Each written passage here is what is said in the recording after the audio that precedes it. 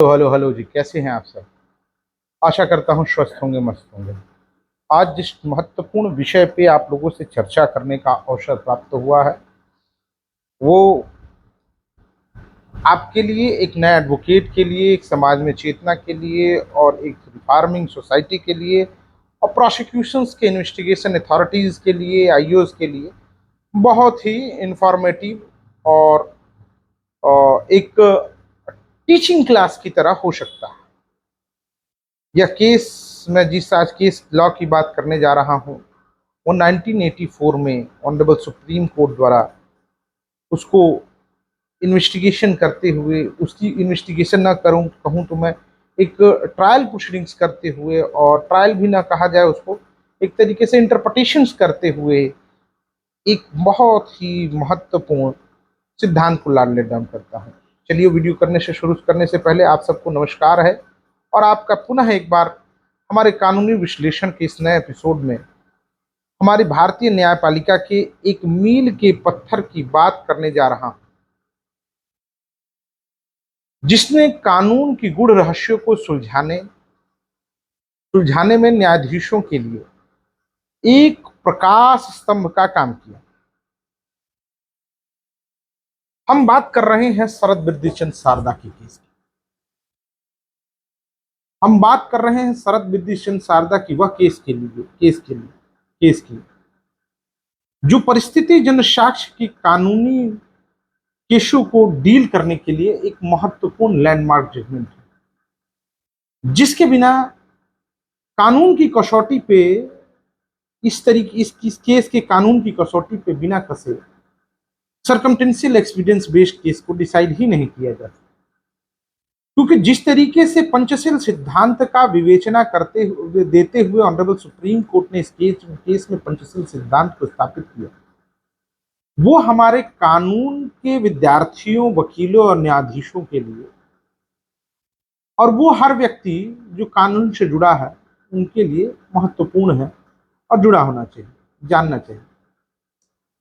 अब इस घटना और इस केस की थोड़ी सी मैं डिटेल ब्रीफिंग करते हुए आपको बताऊं कि यह घटना, यह केस उत्पन्न होता है एक मंजू नामक महिला की हत्या के बाद, और उसकी हत्या का आरोप उसके पति शरद पे जाता है। शरद को निचली अदालतों द्वारा हालातों के आधार पे ही दोषित कर दिया जाता है, जबकि उसे हत्या करते हुए न तो किसी ने देखा था, और ना ही कि कोई ऐसे साक्ष्य थे जो ये इशारा करते हों या पुष्टि करते हों कि उसी ने हत्या मंजू की थी। कहने का मतलब ये है कि इस घटना का कोई भी आई विटनेस नहीं था। निचली अदालतों ने केवल हालातों के आधार पे शरद को दोषी घोषित कर दिया। तब शरद ने ऑनरेबल हाई कोर्ट्स के बाद सुप्रीम कोर्ट्स का रुख किया। सुप्रीम कोर्ट में अपनी अर्जी लगाई, और सुप्रीम कोर्ट ने जब इस मामले का ट्रायल शुरू किया, देखना चालू किया, इस चीज को पढ़ना चालू किया, और इस केस की स्टडी करनी चालू की, और लोअर कोर्ट्स के फैसले को और हाई कोर्ट्स के फैसले को बारीकी से खंगालना चालू किया, तो उन्होंने देखा कि न्याय के लिए जो मूलभूत पंचशील सिद्धांत हैं, वही मिसिंग। अब ऑनरेबल जजेस ने इस घटना के लिए, इस केस को गंभीरता से लेते हुए, इंटरप्रिटेशन करते हुए 5 महत्वपूर्ण बिंदु, जिसे हम पंचशील सिद्धांत भी कहते हैं, और रखा। पहला बिंदु जो था, मैं आप लोगों के सामने बताने जा रहा हूं, वो था परिस्थितियां पूरी तरह से स्थापित हो। जिन भी परिस्थितियों में आप सबूत के तौर पे पेश कर रहे हैं, जिन भी परिस्थितियों को, वो पूरी तरीके से निर्विवाद रूप में साबित होनी चाहिए। उस पर कोई क्वेश्चन मार्क ना खड़ा करे कि जो आप परिस्थिति न्यायालय के सामने उद्धृत कर रहे हैं, न्यायालय के सामने वो बतौर प्रोसिक्यूटर आप ला रहे हैं, उसमें किसी तरीके का संदेह ना हो, और वो संदेह से परे और बिल्कुल स्टर्लिन हो, स्वस्थ हो, और शाश्वत हो, और सत्य हो। दूसरा तथ्य जो उन्होंने, दूसरा प्रिंसिपल जो लॉ डाउन किया ऑनरेबल सुप्रीम कोर्ट ने, वो था स्थापित तथ्य केवल अपराध के अनुरूप हो। ड्यूरिंग क्रॉस ऑफ विटनेसेस, जो भी एविडेंस आ रहे हैं, जो भी साक्ष्य आ रहे हैं, वो बिल्कुल अपराध के अनुरूप होने चाहिए, अपराध के से विसंगत नहीं होने चाहिए। उदाहरण के रूप में मैं बताना चाहूंगा कि अगर चोट चाकू की है तो पिस्टल रिकवरी नहीं होनी चाहिए, या चोट जो हो जिससे हत्या कारित होना या उसकी मृत्यु होना सुनिश्चित की जा रही है, चोट और वेपन में बेसिक फर्क ना हो, उस चीज को कोरोबोरेट करे, उस चीज को स्टैब्लिश करे। अर्थात फैक्ट जो भी केस के हों वो अपराध के तरफ ही हों और उसका इशारा भी उसी अपराध के कारित होने के तरफ हो। सुप्रीम कोर्ट ने अपने इस तथ्य को स्थापित करते हुए कहा, जो भी सबूत सामने आए वे केवल इस निष्कर्ष तक पहुंचे कि अपराधी अभियुक्त ने ही किया है। यदि वह किसी और संभावनाओं की ओर इशारा करता है तो दोष सिद्धि नहीं हो सकती। मतलब अभियुक्त ने ही यह घटना कारित की हो, ऐसा फैक्ट अगर स्टैब्लिश होता है तब तो ठीक है। अगर वो संदेहप्रद हो जाता है कि कैन बी से काम नहीं चलेगा, दिस इज मतलब एकदम पिन पॉइंट होना चाहिए, पकड़ होनी चाहिए, सीधी बात कही जाए तो वही किया है, ऐसा सबूत होना चाहिए। तीसरी परिस्थिति को ऑनरेबल सुप्रीम कोर्ट ने लॉ लेट डाउन करते हुए कहा कि परिस्थितियां निर्णायक प्रकृति की होनी चाहिए। मैं सुप्रीम कोर्ट का वर्ड पढ़ दे रहा हूं, प्रमाणित परिस्थितियां इतनी मजबूत और निर्णायक होनी चाहिए कि वो सीधे और स्पष्ट रूप से अभियुक्त के अपराध की ओर इशारा करे।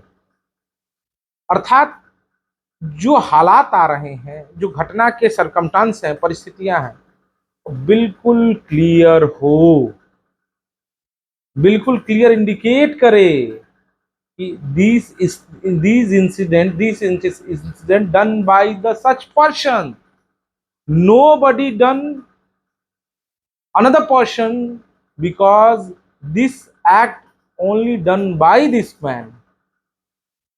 कहने का तात्पर्य यही आदमी वो घटना कर सकता है, इसके अलावा नहीं किया कोई कर सकता, इस तरह का भी बात इस्टेब्लिश होना जरूरी है। वो एकदम जस्टिस करने के लिए, निर्णय देने के लिए एकदम स्टर्लिंग हो, प्योर हो, थोड़ा भी संदेह नहीं हो।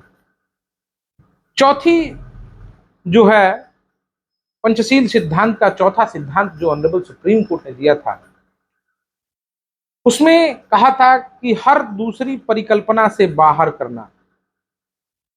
साक्ष्य ऐसे होने चाहिए जो अन्य कहानियों के स्ट्रक्चर, बेबुनियाद कहानियों के स्ट्रक्चर को डिमोलिश करते हुए अभियुक्त की निर्दोषता की किसी भी उचित संभावना, रीजनेबल डाउट होना चाहिए, डाउट भी हो तो रीजनेबल डाउट को पूरी तरीके से खारिज कर दे। कोई और ऐसा कर सकता था, यह संभावना नहीं बचनी चाहिए, बिल्कुल स्टैब्लिशमेंट होना चाहिए यह घटना यही इन्हीं ने किया है। और अंतिम जो ऑनरेबल सुप्रीम कोर्ट का वर्डिक्ट था, उन्होंने कहा था और कहा है कि साक्ष्य की श्रृंखला पूर्ण होनी चाहिए, साक्ष्य की श्रृंखला पूर्ण होनी चाहिए। मतलब यह व्यक्ति को ले जाते हुए फलाना व्यक्ति देखा हो तो घटना स्थल पे उन दोनों को साथ देखने वाला और उसके हाथ में हथियार या हत्या करने की सामग्री, लड़ाई, in any kinds of incident हुआ हो, उसका भी साक्ष्य होना अति आवश्यक।